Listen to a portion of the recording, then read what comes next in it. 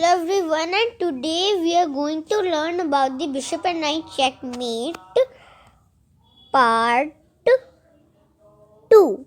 So yes, this is the video part 2. So in the previous part 1, the black king was on e4 and we checkmated him on a8. We moved it. First get all of our pieces to the center, then get it to the edge of the board and get it to this corner, which we make it a checkmate. But this time I'll show you the part 2. If the black king is actually on the wrong color as your bishop, because in the previous video I told you that you can only checkmate the opponent's king if he's standing on a corner which is the same color as your bishop. So he's standing on the dark corner. So we cannot checkmate him from there because our bishop is not a dark squared bishop. But we can get him out from there.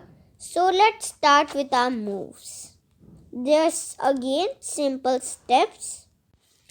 So our first step is to get our king to the f6 square.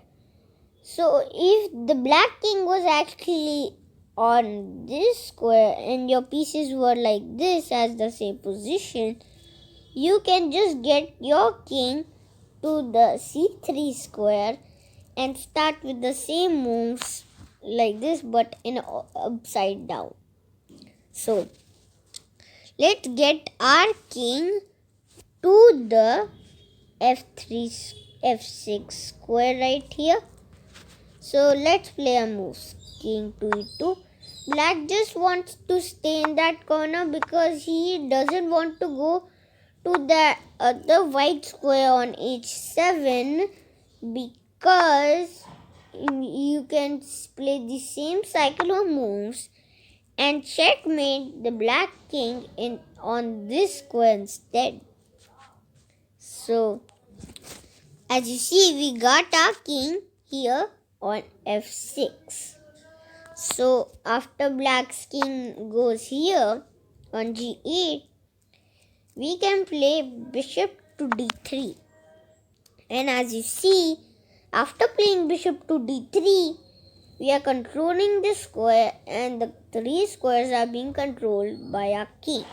So the black king cannot go to these three squares. He can just go here, here, here and here. He can go to those 5 squares only. Or actually there are 4 squares. So black's king just stays in the corner and hopes to make a draw. But this is a checkmate instead of draw. As you see, our knight is just doing nothing. He's free. So let's move our knight by 3 moves and get our knight to the f7 square by playing like these moves. And we'll get a knight there and we will check the black king, forcing it to come out. So after knight f3, king to g8, knight to g5 and king goes back to h8, we play knight f7 plus. So we are checking the black king. So black's king is here. Now what do? Well, don't move any of your pieces, but deciding the bishop. I'll tell you in my last video, playing waiting moves to avoid these things like stalemate and other moves which will make your checkmating process or other winning chances worse. So that's why our bishops like for going diagonals, because they're like waiting movers. So you can move your bishop anywhere till this diagonal. You might think that full diagonal, I want to say that, but the black king is actually controlling it, so your bishop will be actually lost. So you can only go to b1 to g6 with your bishop. You cannot go to h7 because the black king controls. So let's move our bishop to e4. That's like the best move because our bishop is again inside the center. It also controls like the two corner diagonals, but that is nothing. And we are still right now on this diagonal. So after we played it the waiting move, black's king is forced to come here because our knight is controlling the corner square. Our king is controlling these three squares and protecting the knight, which is also on the square. And the bishop is controlling this square. So black's king has no move but is forced to go to f8. Now after black's king goes to f8, we will play bishop to h7. As you see, we are blocking some squares for the black king to go. So black's king is again forced to come here. But wait, let's go with our process. First, your knight will go in a W pattern like this. Your king will simply go slowly towards this side, and your bishop will like block some other squares and also check the king. So after playing bishop h7, the first move, king to e8. Now we play the W pattern, knight to e5. And now if black's king goes to this square, then you play knight to d7 check. I will go with the other variation in later of this video after completing the king f8 variation. So after king f8 and knight to d7 check, we have, and black's king is forced to come to e8, we play king to e6. Now since our king is protecting the knight and controlling the three squares, and our knight is controlling this square, black's king is again forced to come to d8. And then we again move our king to d6. Again, as you know, we are taking opposition, but black's king can go in two different ways because our knight is not controlling this square. Because knights not move diagonally, they move in a L shapes. Yes. So black's king don't want to go to c8 because that will make the process much easier for us, and we can checkmate the king in a few moves. So what shall we play? Well, we will play, black will actually play king to e8 because he not want to go to right now c8. He's trying to stop us from giving a checkmate. So now what shall we do?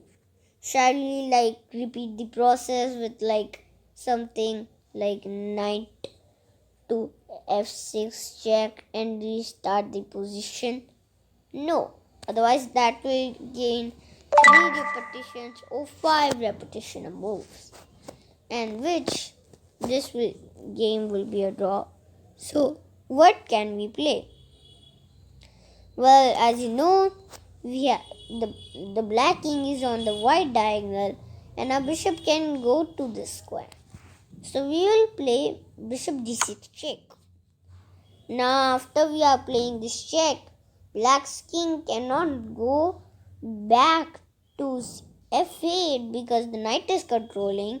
So he has to go back to d8. So after king to d8, we again play the W pattern with knight c5 because our king is controlling these squares and the bishop is blocking this. So we will play the W pattern. The king forced is come there. Then what shall we play? Well, you cannot move your king here because then the king will escape. So what shall we do? Simple, just play a waiting move with your bishop. But keep the bishop on this diagonal only. Even though you go to e8, you can still come to this diagonal. So yes, you can still come to the diagonal. Now after black's king goes somewhere, black's king wants to go back to d8 because he doesn't want to go to b8 and make process very easy for us. So the king goes to d8. But that's actually a blunder because after knight to b7 check, king moves and then king moves, king goes back and then king goes v8. And now we got to the position we were hoping for. Now the same process, if king goes in here, we play a check. Any move that black plays, we will give a check. And the knight comes to c5, king a8, a waiting move with our bishop, king comes, check, and then a checkmate. So as you see, this one only takes us 26 moves. And as you see, we are on the same position of the checkmating. Well, the same position will be, but if you are dark square bishop, you can checkmate on the dark corners. But if you light square bishop, then on the light corners. And that makes like a pattern. So we got the king from here, from h8 all the way to a8. As you see, we got the king there all the way to a8 and checkmated him with our knight, king and bishop, which is like a teamwork of our knight, bishop and king. So as you see, this was also the best move because, well, to win the game and you're hoping for is to checkmate the black king or the white king if you're black.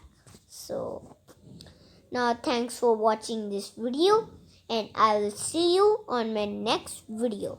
Goodbye, and please don't forget to like and subscribe, and I'll make more videos for you and win very cool chess games. And tomorrow guys, I'll make a video about the King's Gambit. So which is about the King's Gambit right here, the King's Gambit. So, and after the King's Gambits are done, we already did the Queen's Gambit declined in the elephant trap. So after the King's Gambit accepted and declined variations, we will go with the Queen's Gambit accepted line because we have already solved the decline variation from the elephant trap.